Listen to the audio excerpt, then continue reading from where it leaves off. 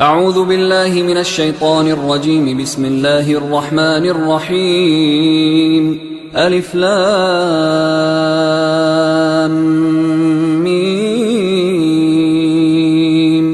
ذلك الكتاب لا ريب فيه هدى للمتقين الذين يؤمنون بالغيب ويقيمون الصلاة ومما رزقناهم ينفقون والذين يؤمنون بما أنزل إليك وما أنزل من قبلك وبالآخرة هم يوقنون أولئك على هدى من ربهم وأولئك هم المفلحون. إن الذين كفروا سواء عليهم أأنذرتهم أم لم تنذرهم لا يؤمنون. ختم الله على قلوبهم وعلى سمعهم وعلى أبصارهم غشاوة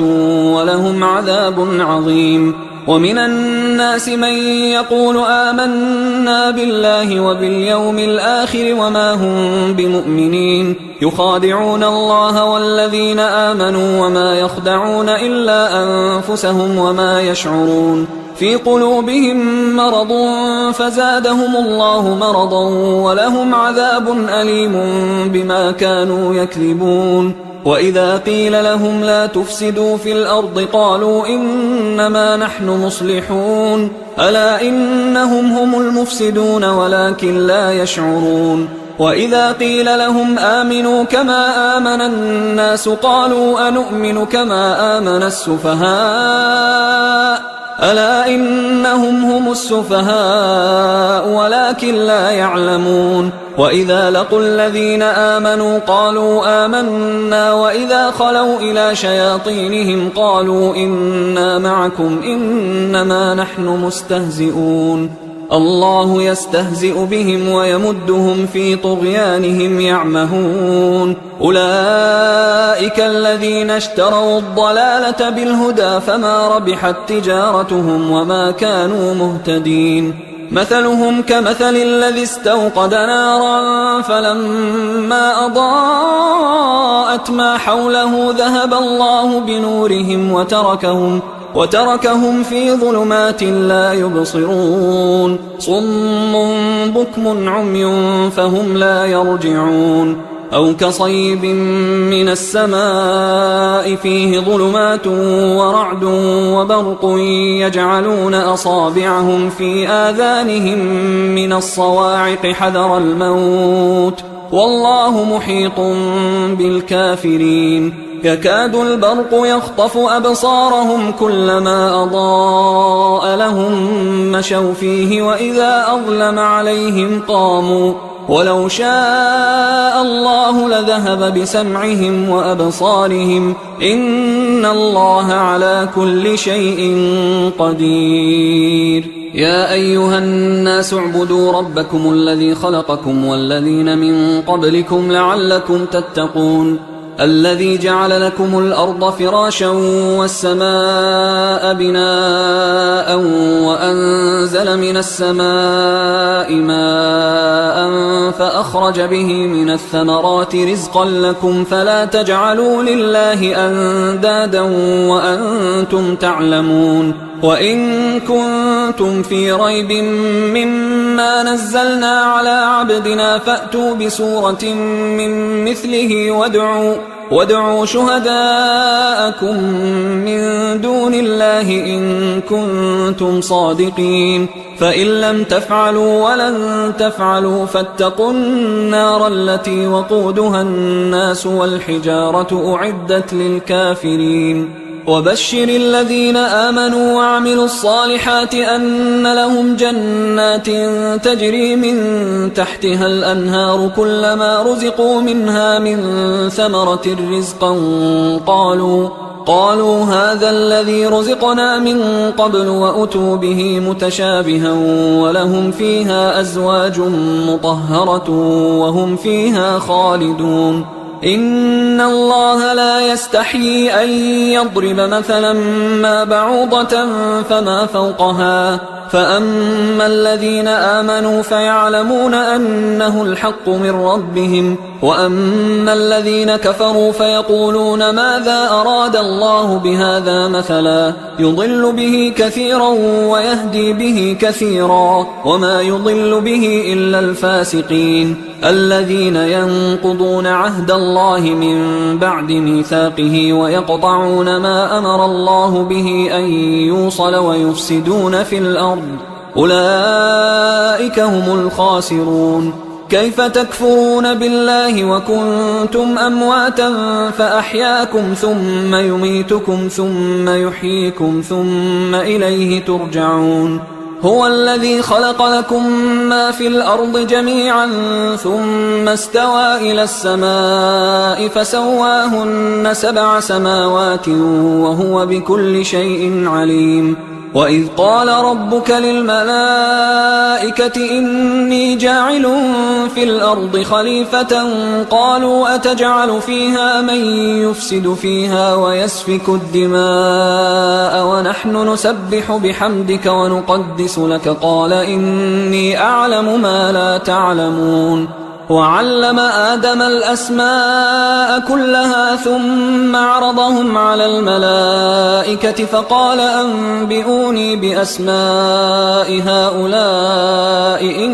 كنتم صادقين. قالوا سبحانك لا علم لنا إلا ما علمتنا إنك أنت العليم الحكيم. قال يا آدم أنبئهم بأسمائهم فلما أنبأهم بأسمائهم قال ألم أقل لكم إني أعلم غيب السماوات والأرض وأعلم ما تبدون وما كنتم تكتمون. وإذ قلنا للملائكة اسجدوا لآدم فسجدوا إلا إبليس أبى واستكبر وكان من الكافرين. وقلنا يا آدم اسكن أنت وزوجك الجنة وكلا منها رغدا حيث شئتما ولا تقربا هذه الشجرة فتكونا من الظالمين. فأزلهما الشيطان عنها فأخرجهما مما كانا فيه وقلنا اهبطوا بعضكم لبعض عدو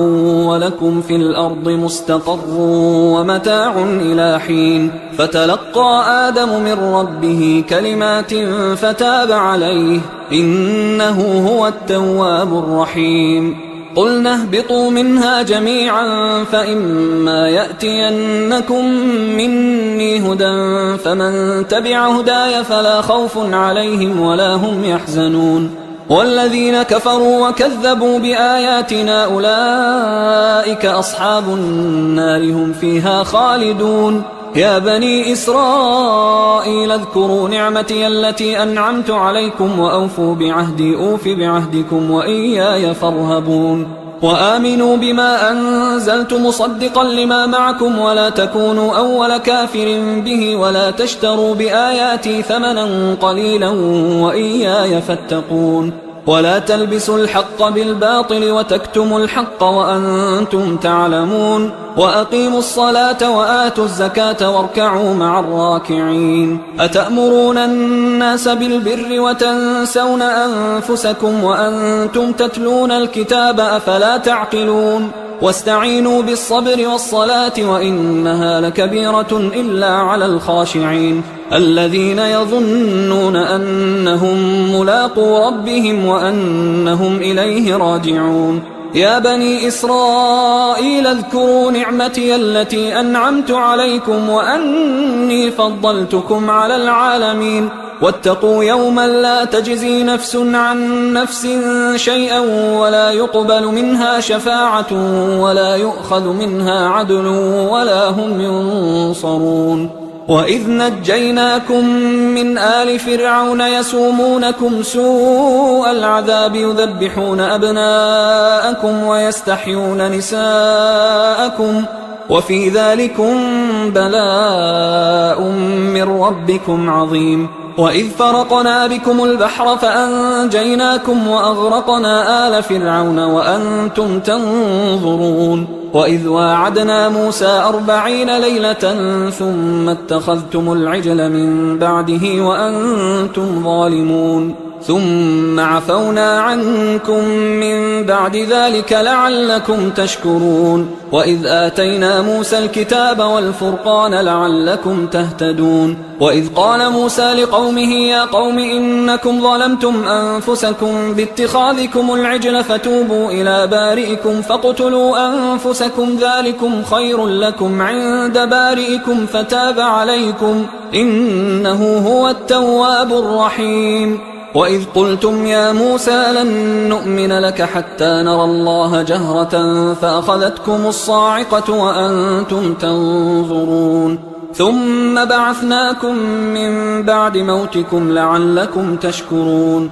وظللنا عليكم الغمام وأنزلنا عليكم المن والسلوى كلوا من طيبات ما رزقناكم وما ظلمونا ولكن كانوا أنفسهم يظلمون وإذ قلنا ادخلوا هذه القرية فكلوا منها حيث شئتم رغدا وادخلوا الباب سجدا وقولوا حطة نغفر لكم خطاياكم وسنزيد المحسنين فبدل الذين ظلموا قولا غير الذي قيل لهم فأنزلنا على الذين ظلموا رجزا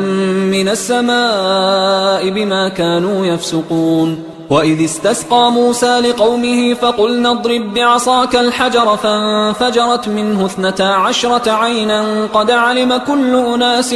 مشربهم كلوا واشربوا من رزق الله ولا تعثوا في الأرض مفسدين وإذ قلتم يا موسى لن نصبر على طعام واحد فادع لنا ربك يخرج لنا مما تنبت الأرض من بقلها وقثائها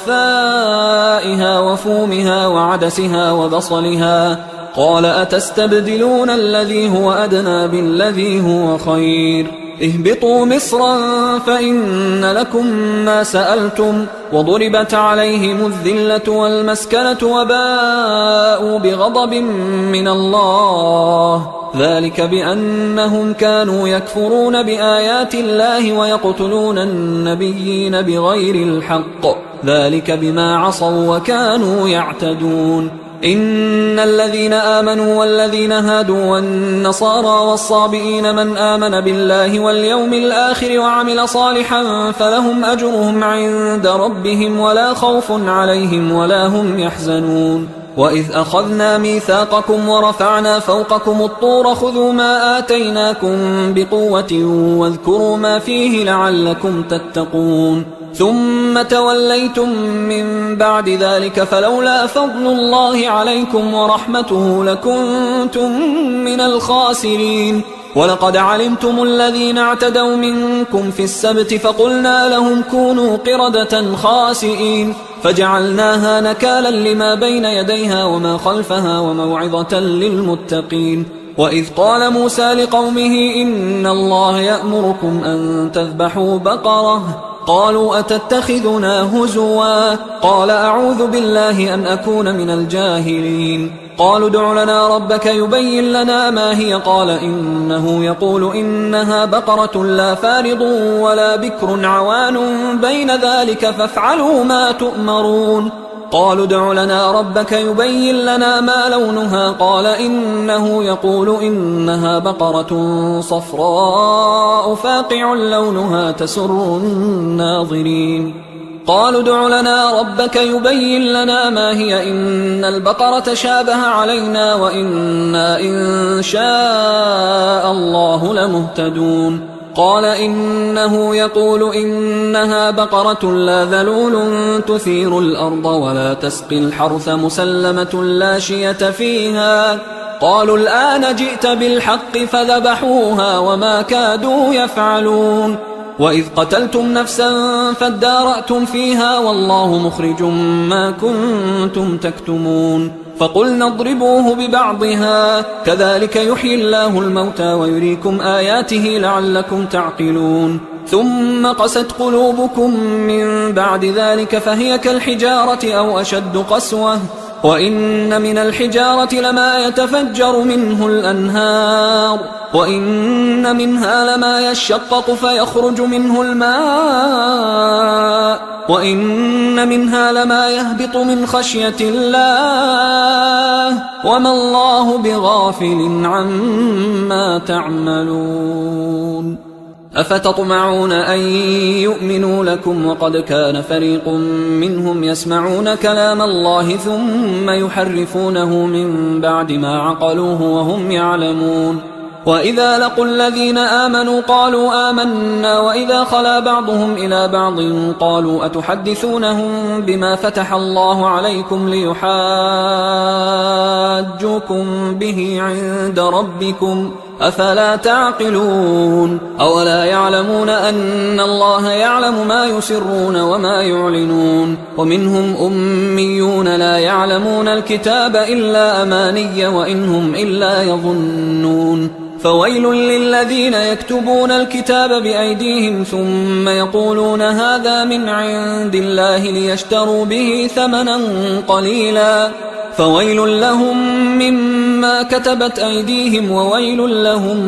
مما يكسبون وقالوا لن تمسنا النار إلا أياما معدودة قل أتخذتم عند الله عهدا فلن يخلف الله عهده أم تقولون على الله ما لا تعلمون بلى من كسب سيئة وأحاطت به خطيئته فأولئك أصحاب النار هم فيها خالدون والذين آمنوا وعملوا الصالحات أولئك أصحاب الجنة هم فيها خالدون وإذ أخذنا ميثاق بني إسرائيل لا تعبدون إلا الله وبالوالدين إحسانا وذي القربى واليتامى والمساكين وقولوا للناس حسنا وأقيموا الصلاة وآتوا الزكاة ثم توليتم إلا قليلا منكم وأنتم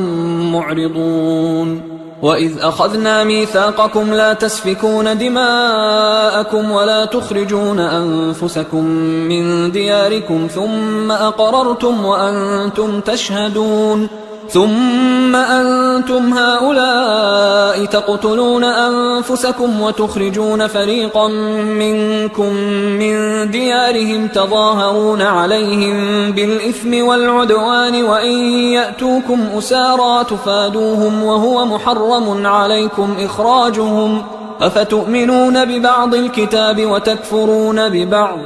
فما جزاء من يفعل ذلك منكم إلا خزي في الحياة الدنيا ويوم القيامة يردون إلى أشد العذاب وما الله بغافل عما تعملون أولئك الذين اشتروا الحياة الدنيا بالآخرة فلا يخفف عنهم العذاب ولا هم ينصرون ولقد آتينا موسى الكتاب وقفينا من بعده بالرسل وآتينا عيسى ابن مريم البينات وأيدناه بروح القدس أفكلما جاءكم رسول بما لا تهوى أنفسكم استكبرتم ففريقا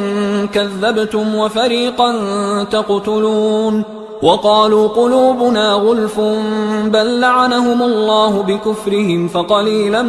ما يؤمنون ولما جاءهم كتاب من عند الله مصدق لما معهم وكانوا من قبل يستفتحون على الذين كفروا فلما جاءهم ما عرفوا كفروا به فلعنة الله على الكافرين بئس ما اشتروا به أنفسهم أن يكفروا بما أنزل الله بغيا أن ينزل الله من فضله على من يشاء من عباده فباءوا بغضب على غضب وللكافرين عذاب مهين وإذا قيل لهم آمنوا بما أنزل الله قالوا نؤمن بما أنزل علينا ويكفرون بما وراءه وهو الحق مصدقا لما معهم قل فلم تقتلون أنبياء الله من قبل إن كنتم مؤمنين ولقد جاءكم موسى بالبينات ثم اتخذتم العجل من بعده وأنتم ظالمون وإذ أخذنا ميثاقكم ورفعنا فوقكم الطور خذوا ما آتيناكم بقوة واسمعوا قالوا سمعنا وعصينا وأشربوا في قلوبهم العجل بكفرهم قل بئس ما يأمركم به إيمانكم إن كنتم مؤمنين قل إن كانت لكم الدار الآخرة عند الله خالصة من دون الناس فتمنوا الموت إن كنتم صادقين ولن يتمنوه أبدا بما قدمت أيديهم والله عليم بالظالمين ولتجدنهم أحرص الناس على حياة ومن الذين أشركوا يود أحدهم لو يعمر 1000 سنة وما هو بمزحزحه من العذاب أن يعمر والله بصير بما يعملون قل من كان عدوا لجبريل فإنه نزله على قلبك بإذن الله مصدقا لما بين يديه وهدى وبشرى للمؤمنين من كان عدوا لله وملائكته ورسله وجبريل وميكال فإن الله عدو للكافرين ولقد أنزلنا إليك آيات بينات وما يكفر بها إلا الفاسقون أوكلما عاهدوا عهدا نبذه فريق منهم بل أكثرهم لا يؤمنون ولما جاءهم رسول من عند الله مصدق لما معهم نبذ فريق من الذين أوتوا الكتاب كتاب الله وراء ظهورهم كأنهم لا يعلمون واتبعوا ما تتلو الشياطين على ملك سليمان وما كفر سليمان ولكن الشياطين كفروا يعلمون الناس السحر وما أنزل على الملكين ببابل هاروت وماروت وما يعلمان من أحد حتى يقولا إنما نحن فتنة فلا تكفر فيتعلمون منهما ما يفرقون به بين المرء وزوجه وما هم بضارين به من أحد إلا بإذن الله ويتعلمون ما يضرهم ولا ينفعهم ولقد علموا لمن اشتراه ما له في الآخرة من خلاق ولبئس ما شروا به أنفسهم لو كانوا يعلمون ولو أنهم آمنوا واتقوا لمثوبة من عند الله خير لو كانوا يعلمون يا أيها الذين آمنوا لا تقولوا راعنا وقولوا انظرنا واسمعوا وللكافرين عذاب أليم ما يود الذين كفروا من أهل الكتاب ولا المشركين أن ينزل عليكم من خير من ربكم والله يختص برحمته من يشاء والله ذو الفضل العظيم ما ننسخ من آية أو ننسها نأت بخير منها أو مثلها ألم تعلم أن الله على كل شيء قدير ألم تعلم أن الله له ملك السماوات والأرض وما لكم من دون الله من ولي ولا نصير أم تريدون أن تسألوا رسولكم كما سئل موسى من قبل ومن يتبدل الكفر بالإيمان فقد ضل سواء السبيل ود كثير من أهل الكتاب لو يردونكم من بعد إيمانكم كفارا حسدا من عند أنفسهم من بعد ما تبين لهم الحق فاعفوا واصفحوا حتى يأتي الله بأمره إن الله على كل شيء قدير وأقيموا الصلاة وآتوا الزكاة وما تقدموا لأنفسكم من خير تجدوه عند الله إن الله بما تعملون بصير وقالوا لن يدخل الجنة إلا من كان هودا أو نصارى تلك أمانيهم قل هاتوا برهانكم إن كنتم صادقين بلى من أسلم وجهه لله وهو محسن فله أجره عند ربه ولا خوف عليهم ولا هم يحزنون وقالت اليهود ليست النصارى على شيء وقالت النصارى ليست اليهود على شيء وهم يتلون الكتاب كذلك قال الذين لا يعلمون مثل قولهم فالله يحكم بينهم يوم القيامة فيما كانوا فيه يختلفون ومن أظلم ممن منع مساجد الله أن يذكر فيها اسمه وسعى في خرابها أولئك ما كان لهم أن يدخلوها إلا خائفين لهم في الدنيا خزي ولهم في الآخرة عذاب عظيم ولله المشرق والمغرب فأينما تولوا فثم وجه الله إن الله واسع عليم وقالوا اتخذ الله ولدا سبحانه بل له ما في السماوات والأرض كل له قانتون بديع السماوات والأرض وإذا قضى أمرا فإنما يقول له كن فيكون وقال الذين لا يعلمون لولا يكلمنا الله أو تأتينا آية كذلك قال الذين من قبلهم مثل قولهم تشابهت قلوبهم قد بينا الآيات لقوم يوقنون إنا أرسلناك بالحق بشيرا ونذيرا ولا تسأل عن أصحاب الجحيم ولن ترضى عنك اليهود ولا النصارى حتى تتبع ملتهم قل إن هدى الله هو الهدى ولئن اتبعت أهواءهم بعد الذي جاءك من العلم ما لك من الله من ولي ولا نصير الذين آتيناهم الكتاب يتلونه حق تلاوته أولئك يؤمنون به ومن يكفر به فأولئك هم الخاسرون يا بني إسرائيل اذكروا نعمتي التي أنعمت عليكم وأني فضلتكم على العالمين واتقوا يوما لا تجزي نفس عن نفس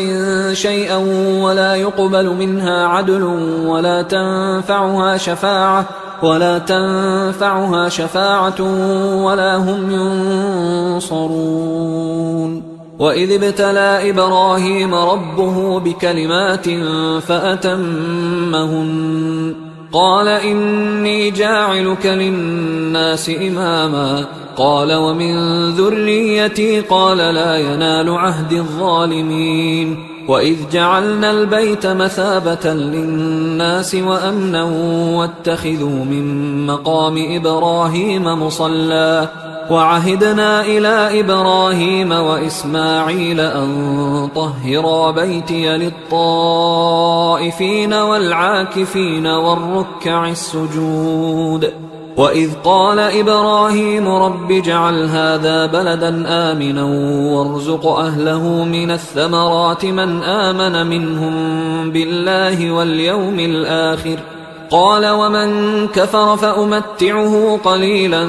ثم أضطره إلى عذاب النار وبئس المصير وإذ يرفع إبراهيم القواعد من البيت وإسماعيل ربنا تقبل منا إنك أنت السميع العليم ربنا وجعلنا مسلمين لك ومن ذريتنا أمة مسلمة لك وأرنا مناسكنا وتب علينا إنك أنت التواب الرحيم ربنا وبعث فيهم رسولا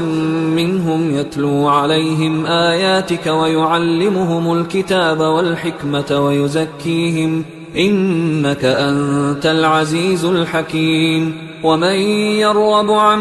ملة إبراهيم إلا من سفه نفسه ولقد اصطفيناه في الدنيا وإنه في الآخرة لمن الصالحين إذ قال له ربه أسلم قال أسلمت لرب العالمين. ووصى بها إبراهيم بنيه ويعقوب يا بني إن الله اصطفى لكم الدين فلا تموتن إلا وأنتم مسلمون. أم كنتم شهداء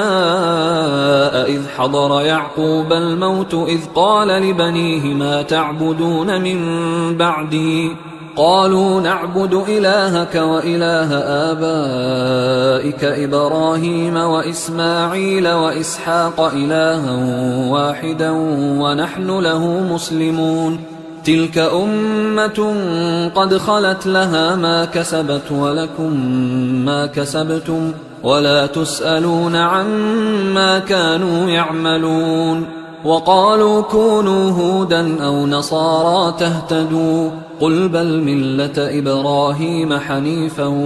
وما كان من المشركين. قولوا آمنا بالله وما أنزل إلينا وما أنزل إلى إبراهيم وإسماعيل وإسحاق ويعقوب والأسباط وما أوتي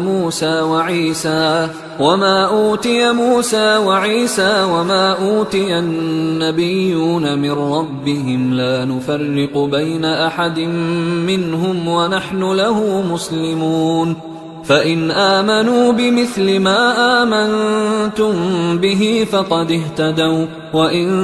تولوا فإنما هم في شقاق فسيكفيكهم الله وهو السميع العليم. صبغة الله ومن أحسن من الله صبغة ونحن له عابدون. قل أتحاجوننا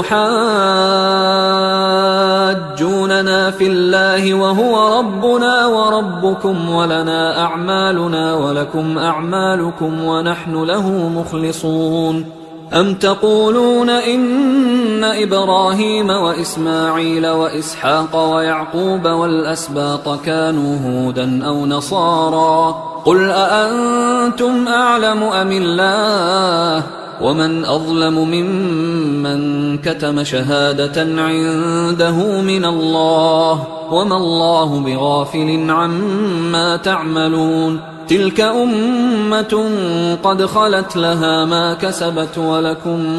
ما كسبتم ولا تسألون عما كانوا يعملون. سيقول السفهاء من الناس ما ولاهم عن قبلتهم التي كانوا عليها قل لله المشرق والمغرب يهدي من يشاء إلى صراط مستقيم. وكذلك جعلناكم أمة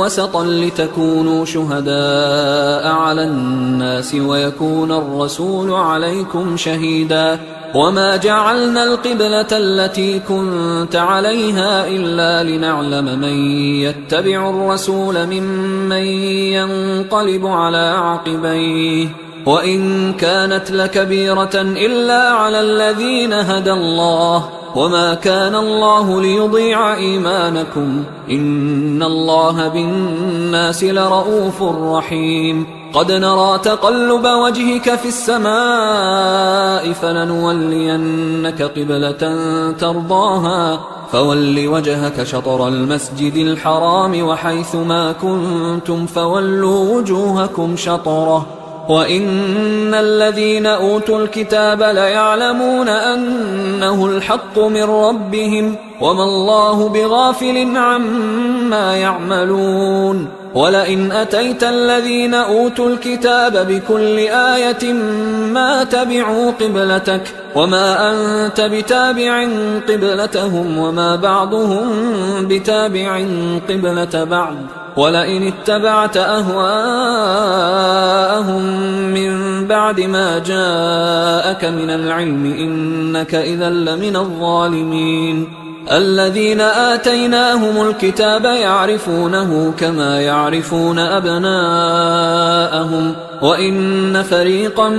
منهم ليكتمون الحق وهم يعلمون. الحق من ربك فلا تكونن من الممترين ولكل وجهة هو موليها فاستبقوا الخيرات أينما تكونوا يأت بكم الله جميعا إن الله على كل شيء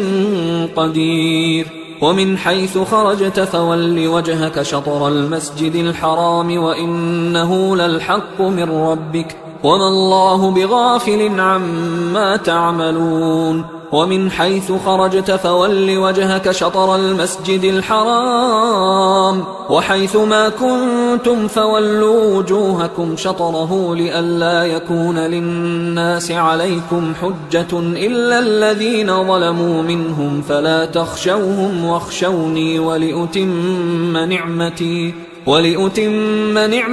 عليكم ولعلكم تهتدون كما أرسلنا فيكم رسولا منكم يتلو عليكم آياتنا ويزكيكم ويعلمكم الكتاب والحكمة ويعلمكم ما لم تكونوا تعلمون فاذكروني أذكركم واشكروا لي ولا تكفرون يا أيها الذين آمنوا استعينوا بالصبر والصلاة إن الله مع الصابرين ولا تقولوا لمن يقتل في سبيل الله أموات بل أحياء ولكن لا تشعرون ولنبلونكم بشيء من الخوف والجوع ونقص من الأموال والأنفس والثمرات وبشر الصابرين الذين إذا أصابتهم مصيبة قالوا إنا لله وإنا إليه راجعون أولئك عليهم صلوات من ربهم ورحمة وأولئك هم المهتدون إن الصفا والمروة من شعائر الله فمن حج البيت أو اعتمر فلا جناح عليه أن يطوف بهما ومن تطوع خيرا فإن الله شاكر عليم إن الذين يكتمون ما أنزلنا من البينات والهدى من بعد ما بيناه للناس في الكتاب أولئك يلعنهم الله ويلعنهم اللاعنون إلا الذين تابوا وأصلحوا وبينوا فأولئك أتوب عليهم وأنا التواب الرحيم إن الذين كفروا وماتوا وهم كفار أولئك عليهم لعنة الله والملائكة والناس أجمعين خالدين فيها لا يخفف عنهم العذاب ولا هم ينظرون وإلهكم إله واحد لا إله إلا هو الرحمن الرحيم إن في خلق السماوات والأرض واختلاف الليل والنهار والفلك التي تجري في البحر بما ينفع الناس وما أنزل الله من السماء من ماء فأحيا به الأرض بعد موتها وبث فيها من كل دابة وتصريف الرياح والسحاب المسخر بين السماء والأرض لآيات لقوم يعقلون ومن الناس من يتخذ من دون الله أندادا يحبونهم كحب الله والذين آمنوا أشد حبا لله ولو يرى الذين ظلموا إذ يرون العذاب أن القوة لله جميعا وأن الله شديد العذاب إذ تبرأ الذين اتبعوا من الذين اتبعوا ورأوا العذاب وتقطعت بهم الأسباب وقال الذين اتبعوا لو أن لنا كرة فنتبرأ منهم كما تبرأوا منا كذلك يريهم الله أعمالهم حسرات عليهم وما هم بخارجين من النار. يا أيها الناس كلوا مما في الأرض حلالا طيبا ولا تتبعوا خطوات الشيطان إنه لكم عدو مبين. إنما يأمركم بالسوء والفحشاء وأن تقولوا على الله ما لا تعلمون. وإذا قيل لهم اتبعوا ما أنزل الله قالوا بل نتبع ما ألفينا عليه آباءنا أولو كان آباؤهم لا يعقلون شيئا ولا يهتدون. ومثل الذين كفروا كمثل الذي ينعق بما لا يسمع إلا دعاء ونداء صم بكم عمي فهم لا يعقلون. يا أيها الذين آمنوا كلوا من طيبات ما رزقناكم واشكروا لله إن كنتم إياه تعبدون. إنما حرم عليكم الميتة والدم ولحم الخنزير وما أهل به لغير الله فمن اضطر غير باغ ولا عاد فلا إثم عليه إن الله غفور رحيم. إن الذين يكتمون ما أنزل الله من الكتاب ويشترون به ثمنا قليلا أولئك ما يأكلون في بطونهم إلا النار ولا يكلمهم الله يوم القيامة ولا يزكيهم ولهم عذاب أليم. أولئك الذين اشتروا الضلالة بالهدى والعذاب بالمغفرة فما أصبرهم على النار ذلك بأن الله نزل الكتاب بالحق وإن الذين اختلفوا في الكتاب لفي شقاق بعيد. ليس البر أن تولوا وجوهكم قبل المشرق والمغرب ولكن البر من آمن بالله واليوم الآخر والملائكة والكتاب والنبيين وآتى المال على حبه ذوي القربى واليتامى والمساكين وابن السبيل والسائلين وفي الرقاب وأقام الصلاة وآتى الزكاة والموفون بعهدهم إذا عاهدوا والصابرين في البأساء والضراء وحين البأس أولئك الذين صدقوا وأولئك هم المتقون. يا أيها الذين آمنوا كتب عليكم القصاص في القتلى الحر بالحر والعبد بالعبد والأنثى بالأنثى فمن عفي له من أخيه شيء فاتباع بالمعروف وأداء إليه بإحسان ذلك تخفيف من ربكم ورحمة فمن اعتدى بعد ذلك فله عذاب أليم. ولكم في القصاص حياة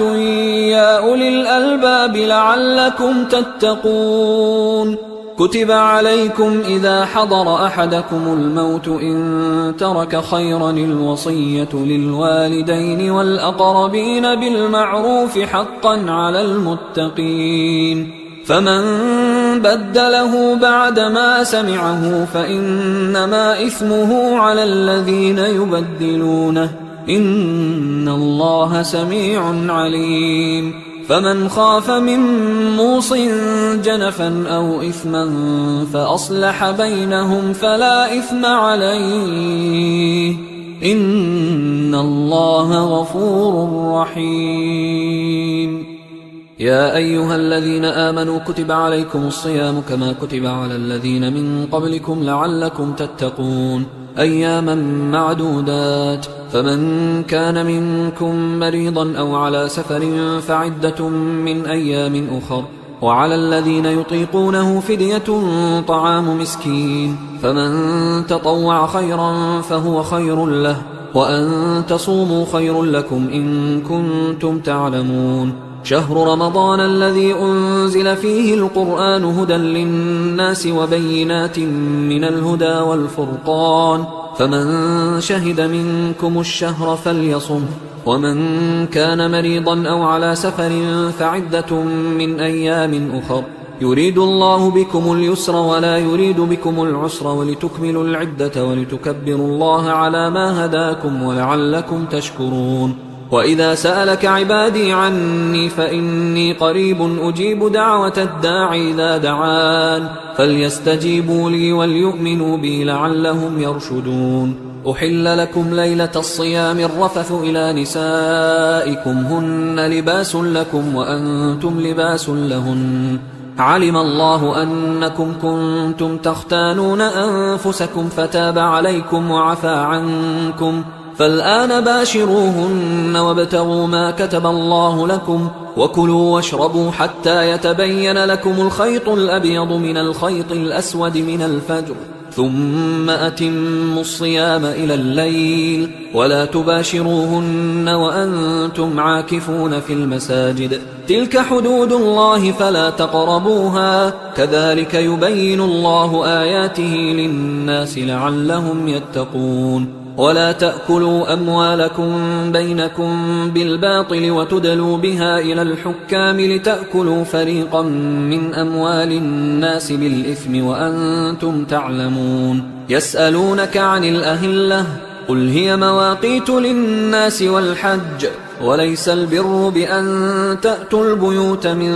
ظهورها ولكن البر من اتقى، وأتوا البيوت من أبوابها واتقوا الله لعلكم تفلحون. وقاتلوا في سبيل الله الذين يقاتلونكم ولا تعتدوا إن الله لا يحب المعتدين. وَاقْتُلُوهُمْ حَيْثُ ثَقِفْتُمُوهُمْ وَأَخْرِجُوهُمْ مِنْ حَيْثُ أَخْرَجُوكُمْ وَالْفِتْنَةُ أَشَدُّ مِنَ الْقَتْلِ وَلَا تُقَاتِلُوهُمْ عِندَ الْمَسْجِدِ الْحَرَامِ حَتَّى يُقَاتِلُوكُمْ فِيهِ فَإِنْ قَاتَلُوكُمْ فَاقْتُلُوهُمْ كَذَلِكَ جَزَاءُ الْكَافِرِينَ فَإِنِ انْتَهَوْا فَإِنَّ اللَّهَ غَفُورٌ رَحِيمٌ. وقاتلوهم حتى لا تكون فتنة ويكون الدين لله، فإن انتهوا فلا عدوان إلا على الظالمين. الشهر الحرام بالشهر الحرام والحرمات قصاص، فمن اعتدى عليكم فاعتدوا عليه بمثل ما اعتدى عليكم، واتقوا الله واعلموا أن الله مع المتقين. وأنفقوا في سبيل الله ولا تلقوا بأيديكم إلى التهلكة وأحسنوا إن الله يحب المحسنين. وأتموا الحج والعمرة لله، فإن أحصرتم فما استيسر من الهدي، ولا تحلقوا رؤوسكم حتى يبلغ الهدي محله، فمن كان منكم مريضا أو به أذى من رأسه ففدية من صيام أو صدقة أو نسك، فإذا أمنتم فمن تمتع بالعمرة إلى الحج فما استيسر من الهدي، فمن لم يجد فصيام 3 أيام في الحج و7 إذا رجعتم، تلك 10 كاملة، ذلك لمن لم يكن أهله حاضر المسجد الحرام. واتقوا الله واعلموا أن الله شديد العقاب. الحج أشهر معلومات، فمن فرض فيهن الحج فلا رفث ولا فسوق ولا جدال في الحج وما تفعلوا من خير يعلمه الله وتزودوا فإن خير الزاد التقوى واتقون يا أولي الألباب ليس عليكم جناح أن تبتغوا فضلا من ربكم فإذا أفضتم من عرفات فاذكروا الله عند المشعر الحرام واذكروه كما هداكم وإن كنتم من قبله لمن الضالين ثم أفيضوا من حيث أفاض الناس واستغفروا الله إن الله غفور رحيم فإذا قضيتم مناسككم فاذكروا الله كذكركم آباءكم أو أشد ذكرا فمن الناس من يقول ربنا آتنا في الدنيا وما له في الآخرة من خلاق ومنهم من يقول ربنا آتنا في الدنيا حسنة وفي الآخرة حسنة وقنا عذاب النار أولئك لهم نصيب مما كسبوا والله سريع الحساب واذكروا الله في أيام معدودات فمن تعجل في يومين فلا إثم عليه ومن تأخر فلا إثم عليه لمن اتقى واتقوا الله واعلموا أنكم إليه تحشرون ومن الناس من يعجبك قوله في الحياة الدنيا ويشهد الله على ما في قلبه وهو ألد الخصام وإذا تولى سعى في الأرض ليفسد فيها ويهلك الحرث والنسل والله لا يحب الفساد وإذا قيل له اتق الله أخذته العزة بالإثم فحسبه جهنم ولبئس المهاد ومن الناس من يشري نفسه ابتغاء مرضات الله والله رؤوف بالعباد يا أيها الذين آمنوا ادخلوا في السلم كافة ولا تتبعوا خطوات الشيطان إنه لكم عدو مبين فإن زللتم من بعد ما جاءتكم البينات فاعلموا أن الله عزيز حكيم هل ينظرون إلا أن يأتيهم الله في ظلل من الغمام والملائكة وقضي الأمر وإلى الله ترجع الأمور سل بني إسرائيل كم آتيناهم من آية بينة ومن يبدل نعمة الله من بعد ما جاءته فإن الله شديد العقاب زين للذين كفروا الحياة الدنيا ويسخرون من الذين آمنوا والذين اتقوا فوقهم يوم القيامة والله يرزق من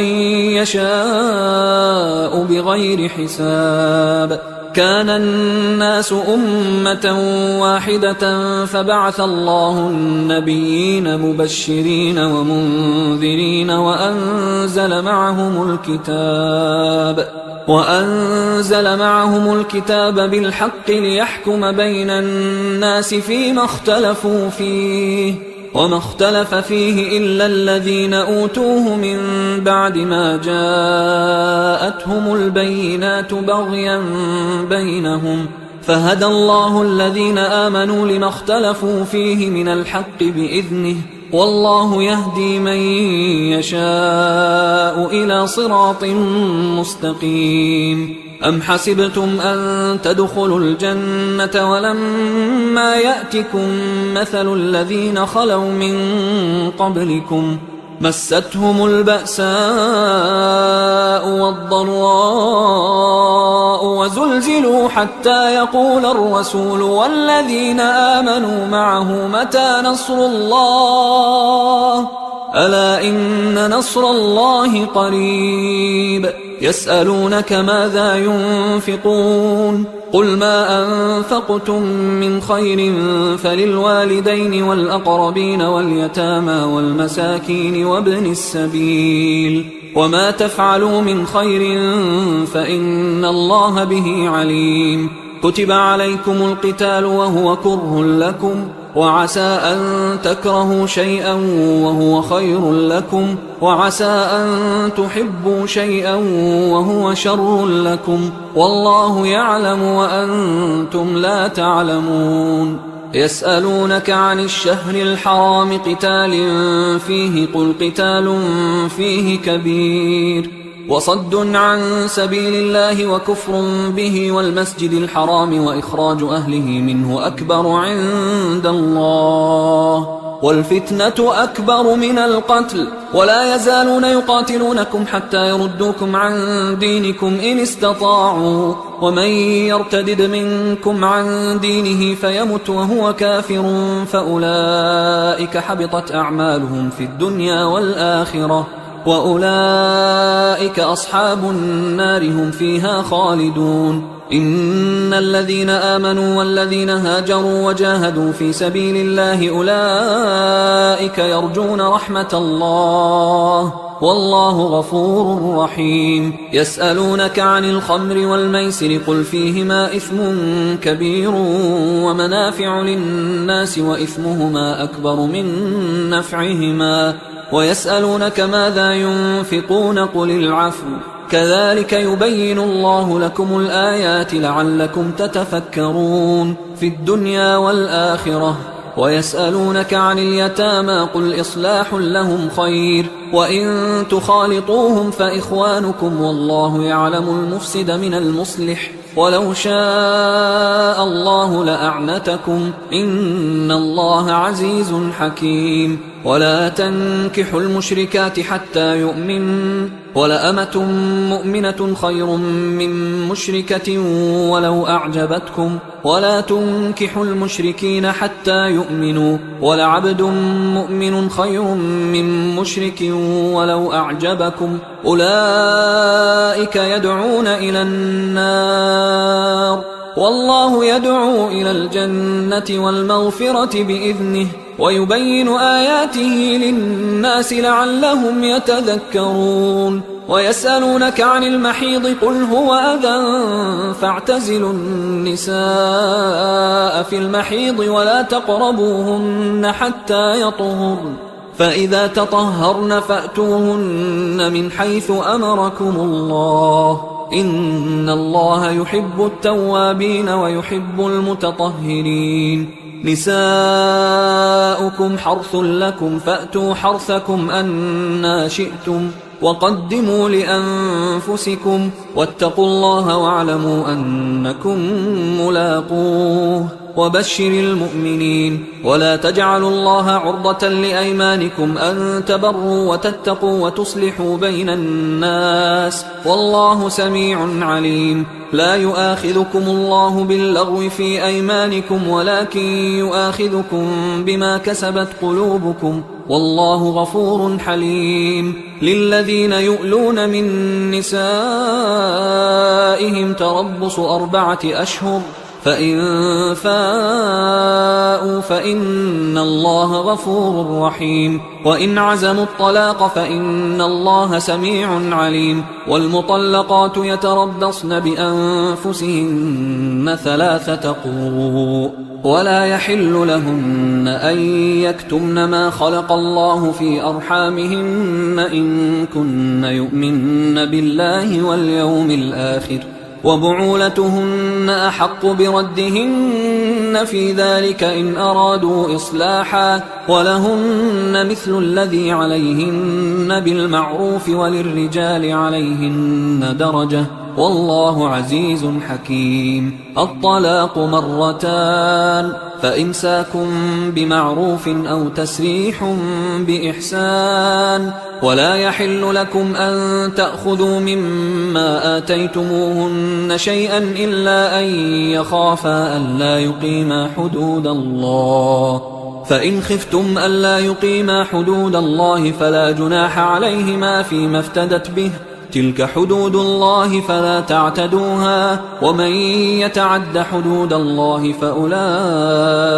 هم الظالمون. فإن طلقها فلا تحل له من بعد حتى تنكح زوجا غيره، فإن طلقها فلا جناح عليهما أن يتراجعا إن ظنا أن يقيما حدود الله، وتلك حدود الله يبينها لقوم يعلمون. وإذا طلقتم النساء فبلغن أجلهن فأمسكوهن بمعروف أو سرحوهن بمعروف، ولا تمسكوهن ضرارا لتعتدوا، ومن يفعل ذلك فقد ظلم نفسه. ولا تتخذوا آيات الله هزوا، واذكروا نعمة الله عليكم وما أنزل عليكم من الكتاب والحكمة يعظكم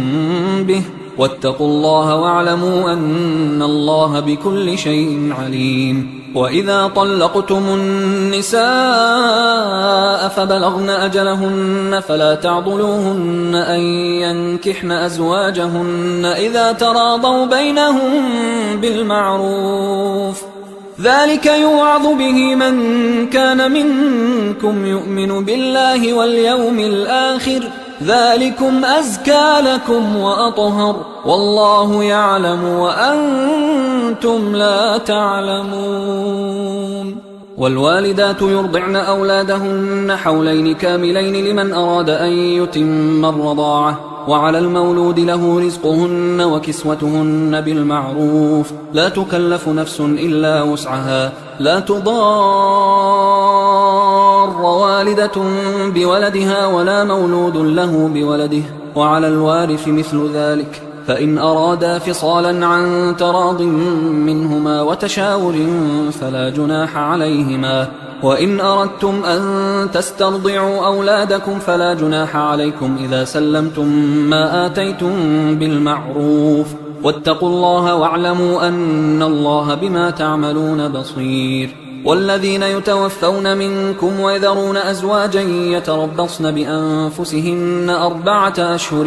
و10، فإذا بلغن أجلهن فلا جناح عليكم فيما فعلن في أنفسهن بالمعروف، والله بما تعملون خبير. ولا جناح عليكم فيما عرضتم به من خطبة النساء أو أكننتم في أنفسكم، علم الله أنكم ستذكرونهن ولكن لا تواعدوهن سرا إلا أن تقولوا قولا معروفا، ولا تعزموا عقدة النكاح حتى يبلغ الكتاب أجله، واعلموا أن الله يعلم ما في أنفسكم فاحذروه، واعلموا أن الله غفور حليم. لا جناح عليكم إن طلقتم النساء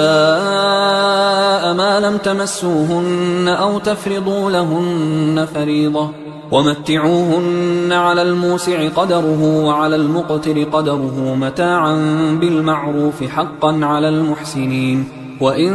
طلقتموهن من قبل أن تمسوهن وقد فرضتم لهن فريضة فنصف ما فرضتم إلا أن يعفون أو يعفو الذي بيده عقدة النكاح، وأن تعفوا أقرب للتقوى، ولا تنسوا الفضل بينكم، إن الله بما تعملون بصير. حافظوا على الصلوات والصلاة الوسطى وقوموا لله قانتين، فإن خفتم فرجالا أو ركبانا، فإذا أمنتم فاذكروا الله كما علمكم ما لم تكونوا تعلمون. والذين يتوفون منكم ويذرون أزواجا وصية لأزواجهم متاعا إلى الحول غير إخراج، فإن خرجن فلا جناح عليكم فيما فعلن في أنفسهن من معروف، والله عزيز حكيم. وللمطلقات متاع بالمعروف حقا على المتقين، كذلك يبين الله لكم آياته لعلكم تعقلون. ألم تر إلى الذين خرجوا من ديارهم وهم ألوف حذر الموت فقال لهم الله موتوا ثم أحياهم، إن الله لذو فضل على الناس ولكن أكثر الناس لا يشكرون. وقاتلوا في سبيل الله واعلموا أن الله سميع عليم. من ذا الذي يقرض الله قرضا حسنا فيضاعفه له أضعافا كثيرة، والله يقبض ويبسط وإليه ترجعون. ألم تر إلى الملأ من بني إسرائيل من بعد موسى إذ قالوا لنبي له مبعث لنا ملكا نقاتل في سبيل الله، قال هل عسيتم إن كتب عليكم القتال ألا تقاتلوا؟ قالوا وما لنا ألا نقاتل في سبيل الله وقد أخرجنا من ديارنا وأبنائنا، فلما كتب عليهم القتال تولوا إلا قليلا منهم، والله عليم بالظالمين. وقال لهم نبيهم إن الله قد بعث لكم طالوت ملكا، قالوا أنى يكون له الملك علينا ونحن أحق بالملك منه ولم يؤت سعة من المال، قال إن الله اصطفاه عليكم وزاده بسطة في العلم والجسم، والله يؤتي ملكه من يشاء والله واسع عليم. وقال لهم نبيهم إن آية ملكه أن يأتيكم التابوت فيه سكينة من ربكم وبقية مما ترك آل موسى وآل هارون تحمله الملائكة، إن في ذلك لآية لكم إن كنتم مؤمنين. فلما فصل طالوت بالجنود قال إن الله مبتليكم بنهر فمن شرب منه فليس مني ومن لم يطعمه فإنه مني إلا من اغترف غرفة بيده، فشربوا منه إلا قليلا منهم. فلما جاوزه هو والذين آمنوا معه قالوا لا طاقة لنا اليوم بجالوت وجنوده،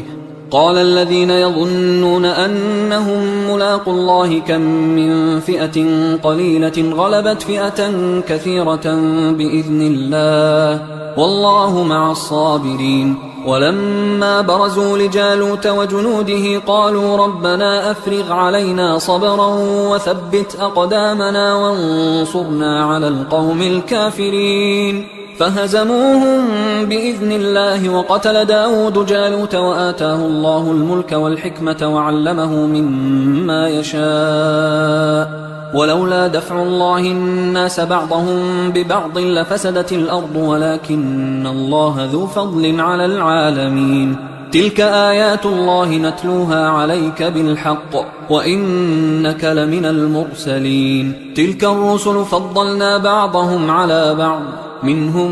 من كلم الله ورفع بعضهم درجات، وآتينا عيسى ابن مريم البينات وأيدناه بروح القدس، ولو شاء الله ما اقتتل الذين من بعدهم من بعد ما جاءتهم البينات ولكن اختلفوا فمنهم من آمن ومنهم من كفر، ولو شاء الله ما اقتتلوا ولكن الله يفعل ما يريد. يا أيها الذين آمنوا أنفقوا مما رزقناكم من قبل أن يأتي يوم لا بيع فيه ولا خلة ولا شفاعة والكافرون هم الظالمون. الله لا إله إلا هو الحي القيوم لا تأخذه سنة ولا نوم، له ما في السماوات وما في الأرض، من ذا الذي يشفع عنده إلا بإذنه، يعلم ما بين أيديهم وما خلفهم ولا يحيطون بشيء من علمه إلا بما شاء، وسع كرسيه السماوات والأرض ولا يؤوده حفظهما وهو العلي العظيم. لا إكراه في الدين قد تبين الرشد من الغي،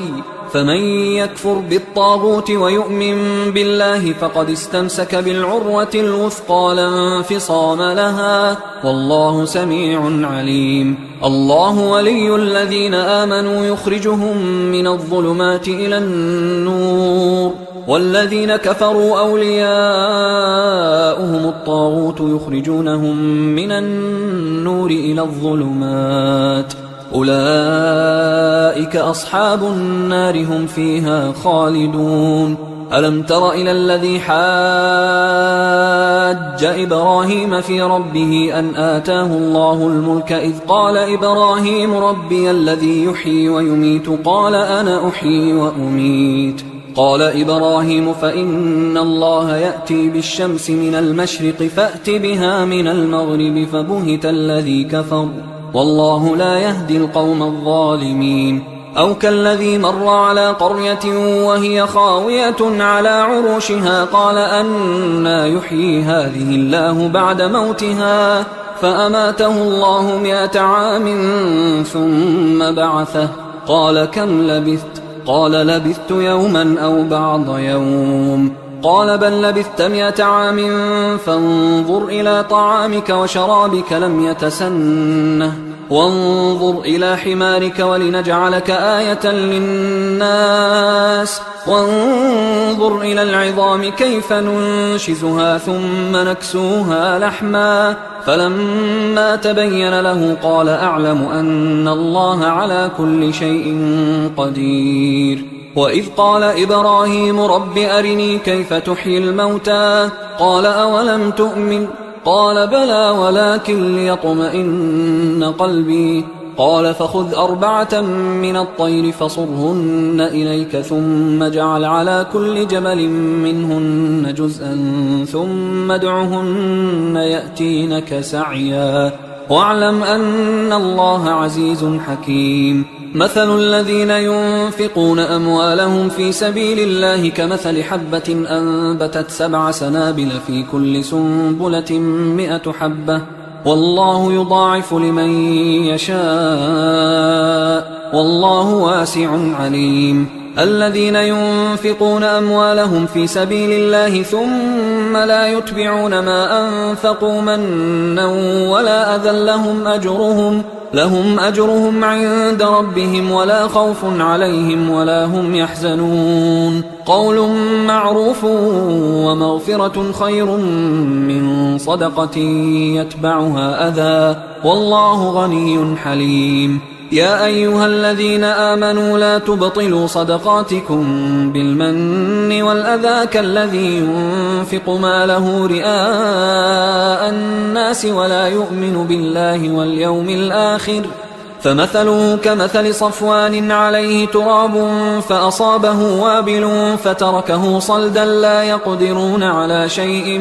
مما كسبوا والله لا يهدي القوم الكافرين. ومثل الذين ينفقون أموالهم ابتغاء مرضات الله وتثبيتا من أنفسهم كمثل جنة بربوة أصابها وابل فآتت أكلها ضعفين فإن لم يصبها وابل فطل والله بما تعملون بصير. أيود أحدكم أن تكون له جنة من نخيل وأعناب تجري من تحتها الأنهار له فيها من كل الثمرات وأصابه الكبر وله ذرية ضعفاء فأصابها إعصار فيه نار فاحترقت كذلك يبين الله لكم الآيات لعلكم تتفكرون. يا أيها الذين آمنوا أنفقوا من طيبات ما كسبتم ومما أخرجنا لكم من الأرض ولا تيمموا الخبيث منه تنفقون ولستم بآخذيه إلا أن تغمضوا فيه واعلموا أن الله غني حميد. الشيطان يعدكم الفقر ويأمركم بالفحشاء والله يعدكم مغفرة منه وفضلا والله واسع عليم. يؤتي الحكمة من يشاء ومن يؤت الحكمة فقد أوتي خيرا كثيرا وما يذكر إلا أولو الألباب. وما أنفقتم من نفقة أو نذرتم من نذر فإن الله يعلمه وما للظالمين من أنصار. إن تبدوا الصدقات فنعما هي وإن تخفوها وتؤتوها الفقراء فهو خير لكم ويكفر عنكم من سيئاتكم والله بما تعملون خبير. ليس عليك هداهم ولكن الله يهدي من يشاء. وما تنفقوا من خير فلأنفسكم وما تنفقون إلا ابتغاء وجه الله وما تنفقوا من خير يوفى إليكم وأنتم لا تظلمون. للفقراء الذين أحصروا في سبيل الله لا يستطيعون ضربا في الأرض يحسبهم الجاهل أغنياء من التعفف تعرفهم بسيماهم لا يسألون الناس إلحافا. وما تنفقوا من خير فإن الله به عليم. الذين ينفقون أموالهم بالليل والنهار سرا وعلانية فلهم أجرهم عند ربهم ولا خوف عليهم ولا هم يحزنون. الذين يأكلون الربا لا يقومون إلا كما يقوم الذي يتخبطه الشيطان من المس ذلك بأنهم قالوا إنما البيع مثل الربا وأحل الله البيع وحرم الربا. فمن جاءه موعظة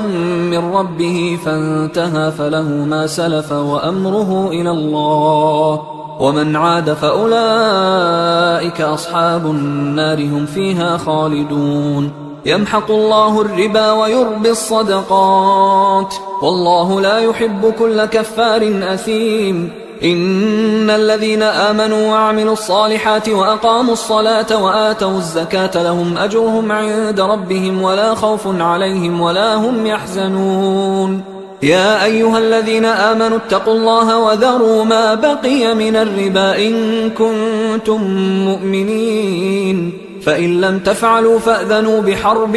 من الله ورسوله وإن تبتم فلكم رؤوس أموالكم لا تظلمون ولا تظلمون. وإن كان ذو عسرة فنظرة إلى ميسرة وأن تصدقوا خير لكم إن كنتم تعلمون. واتقوا يوما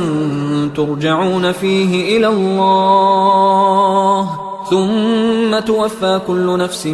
ما كسبت وهم لا يظلمون. يا أيها الذين آمنوا إذا تداينتم بدين إلى أجل